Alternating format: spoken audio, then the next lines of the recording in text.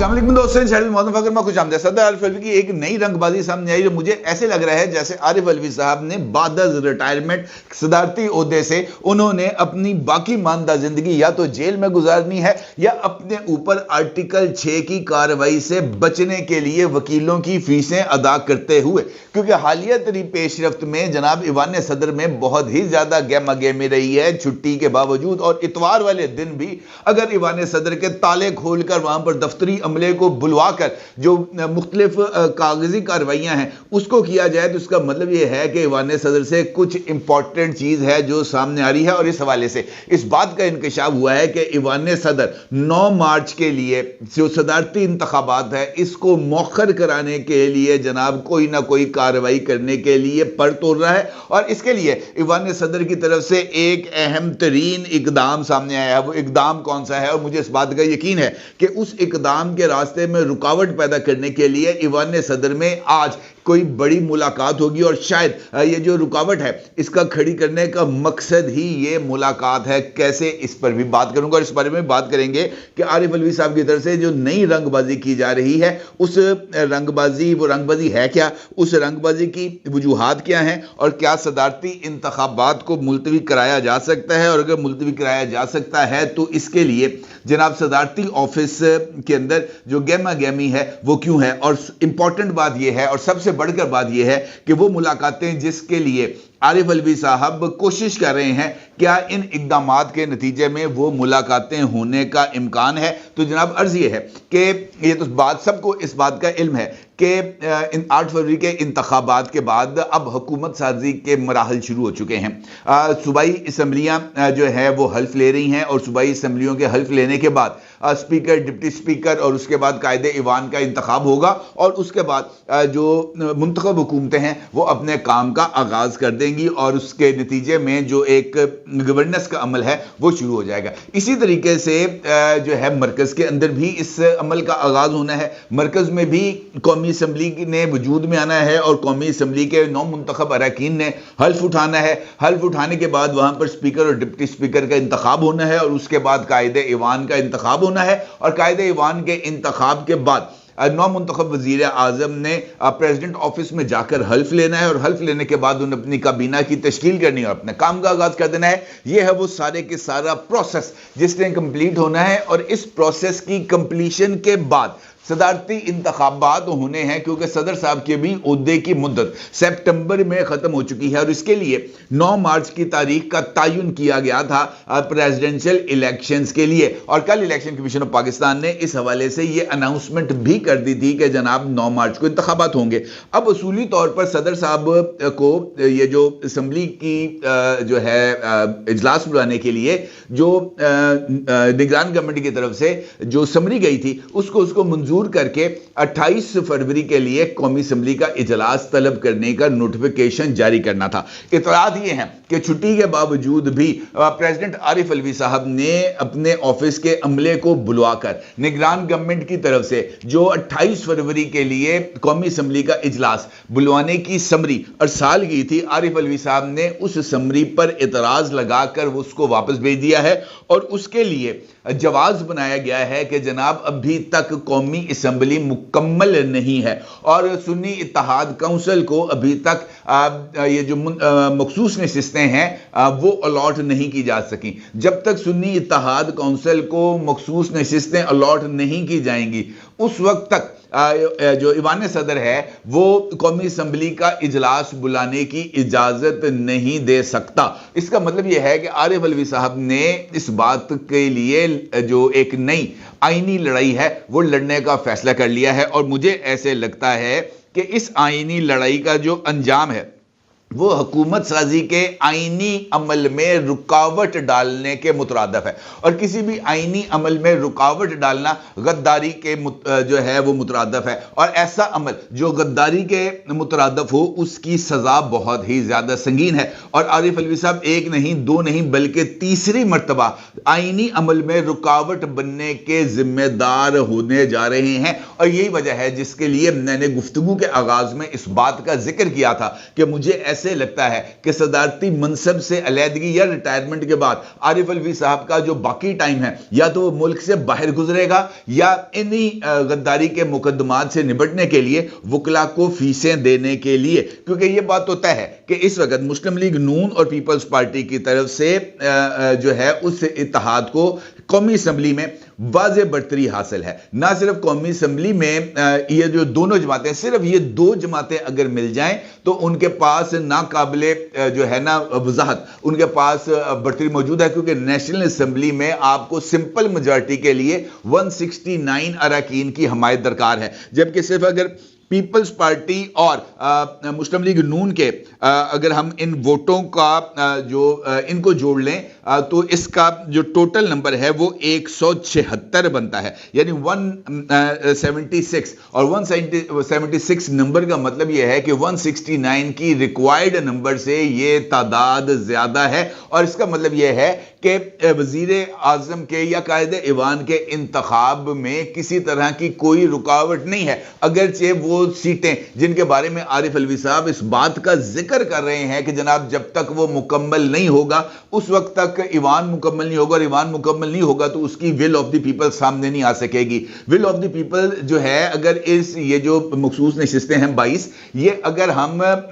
Sunni Ittehad council को अगर बिलफर्ज Mahal allot भी कर दी जाए तब भी नेशनल असम्बली में कायदे ईवान के इंतखाब में किसी तरह की कोई रुकावट नहीं होगी, और सुन्नी इत्तेहाद काउंसिल को अगर ये इजाफी वोट मिल जाएं या ना मिले तब भी जो है रिजल्ट्स के अंदर किसी तरह की कोई तब्दीली नहीं आएगी। अगर हम इसी 176 के नंबर के अंदर MQM के वोट्स को भी शामिल कर लें, जिनको आम इंतखाबात में 17 अरकान जनरल सीट्स पर उनके मुंतखब हुए थे, खवातीन के लिए उनको 4 और अकलियतों के लिए उनको 1 मखसूस नशिस्त अलॉट हुई है, इस तरह उनका नंबर हो जाता है 22। और अगर हम इसमें मुस्लिम लीग काफ को शामिल कर लें तो मुस्लिम लीग काफ के 3 अरकान मुंतखब हुए, 1 आज़ाद उनके अंदर शामिल हुआ, और इस एतबार से उनको खवातीन की 1 मखसूस नशिस्त मिली, और उनका जो नंबर है इस वक्त नेशनल असम्बली में वो हो जाता है 5। यानी ये जो 27 अरकान हैं 22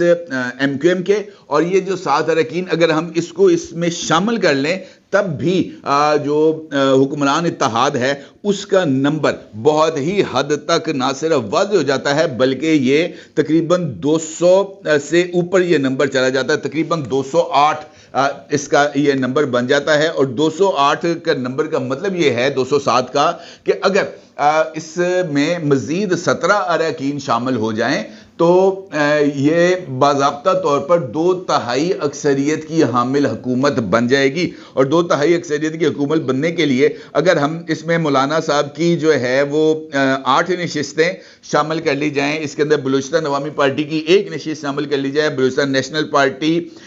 पार्टी पख्तूनख्वा मिली अवामी पार्टी और मुस्लिम लीग ज़िया के वोट्स को भी अगर इसमें शामिल कर लिया जाए तो जनाब जो फ़र्क रह जाता है 2/3 अक्सरियत में वो सिर्फ 7 का रह जाता है। इसका मतलब है कि प्रेसिडेंट आरिफ अलवी साहब एक ऐसी हुकूमत को इक़्तिदार में आने से रोकने की कोशिश कर रहे हैं जो इस वक्त तकरीबन 2/3 अक्सरियत की हामिल हुकूमत है, और उसके रास्ते में रोड़े अटकाने का मतलब यह है कि आप गवर्नेंस के अमल के अंदर रुकावट बने। इसका मतलब यह है कि आप एक ऐसे आईनी किरदार के अंदर रुकावट बने जिसको पाए तकमील तक पहुंचाना आपकी आईनी जिम्मेदारी है, क्योंकि अगर कौमी असम्बली मुकम्मल हो जाएगी, चारों असम्बलियां मुकम्मल हो जाएंगी, तो फिर उसके बाद सेनेट के इंतखाबात होंगे, और सेनेट के इंतखाबात होने के बाद जो अगला मरला है वो सदर का इंतखाब होगा। इसका मतलब यह है कि जब तक कौमी असम्बली का इलेक्शन नहीं होगा उस वक्त तक सेनेट का इलेक्शन नहीं होगा, और जब तक सेनेट का इलेक्शन नहीं होगा उस वक्त तक प्रेसिडेंट ऑफिस का इलेक्शन नहीं होगा। और आरिफ अलवी साहब इस मामले को गैर जरूरी ताखीर का शिकार करना चाहते हैं। अब अगर यहां पर दूसरा पहलू इसका पर गौर कर ले, election commission of Pakistan Sunni Ittehad council को ये मखसूस नशिस्तें अलॉट नहीं करता, और ये मखसूस नशिस्तें बांट देता है पार्लियामेंट में मौजूद दीगर जमातों को उनकी जो अक्सरियत है उसके तनासुब से तब ये जो नशिस्तें हैं इसका मामला जाएगा सुप्रीम कोर्ट ऑफ पाकिस्तान में, और सुप्रीम कोर्ट ऑफ पाकिस्तान में जाने के बाद सबसे पहले ये दरखास्त होगी कि जनाब इन सीटों की जो अलॉटमेंट की गई है दीगर जमातों को, उसके ऊपर हुक्म इम्तना जारी किया जाए और उन अरकान असम्बली को हल्फ लेने से रोका जाए या इलेक्शन कमीशन को उनका नोटिफिकेशन जारी करने से रोका जाए। इसका मतलब यह है कि जब तक सुप्रीम कोर्ट ऑफ पाकिस्तान से इन मखसूस नशिस्तों का फैसला नहीं होगा, आरिफ अलवी साहब कौमी असम्बली का इजलास नहीं बुलाएंगे, और कौमी असम्बली का इजलास ना बुलाने का मतलब यह होगा कि चारों सूबों में हुकूमतें मौजूद होंगी और मरकज के अंदर एक हेडलेस जो है वो निज़ाम होगा, और हेडलेस निज़ाम किसी भी सूरत नहीं चल सकता। ये नहीं हो सकता कि दो पैरेलल हुकूमतें चल रही हों, एक इलेक्टेड असम्बली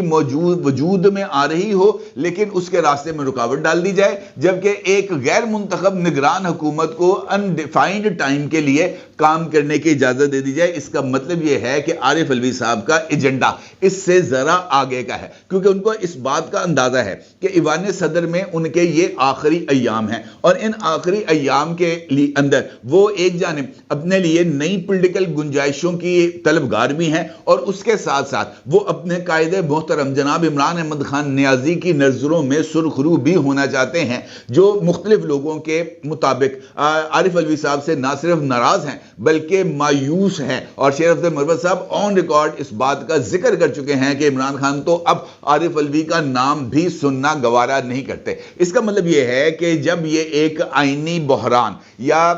एक ऐसी कैफियत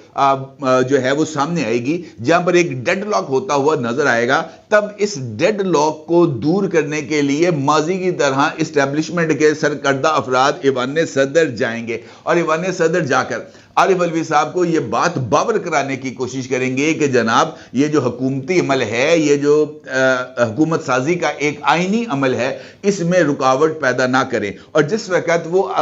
इस्टेब्लिशमेंट की आला तरीन शख्सियात ईवान सदर में आरिफ अलवी साहब से मुलाकात कर रही होंगी मुमकिन तौर पर, तो उस वक्त आरिफ अलवी साहब इमरान खान साहब का मामला एक मर्तबा फिर इस्टेब्लिशमेंट के सामने भी उठाएंगे, और वो इस मामले को आगे बढ़ाने के लिए इस्टेब्लिशमेंट पर दबाव बढ़ाकर किसी तरह की कोई डील हासिल करने की कोशिश करेंगे। और मुझे ऐसे लगता है कि ये जो सारा चक्कर आरिफ अलवी साहब की तरफ से चलाया गया है, ये महज इसी एक मकसद के लिए है, क्योंकि इस वक्त एक सोचे समझे मंसूबे के तहत ये सारे का सारा एक माहौल को तश्कील दिया जा रहा है, जहां पर जो हुकूमतों का क़याम है उस पर तो सवाल तो लगना ही लगना है, जबकि असम्बलियों के क़याम और वहां पर मुंतखब होने वाले अरकान के ऊपर भी एक बहुत बड़ा सवालिया निशान सोशल मीडिया की हद तक तो ना सिर्फ कम अज कम लग चुका है, बल्कि सोशल मीडिया के हद तक तो ये तमाम के तमाम लोग ही गैर आईनी हैं, और चूंकि वो गैर आईनी है लिहाजा इसी मोमेंटम को ऊपरी लेवल तक पहुंचाना जरूरी है, और उसके लिए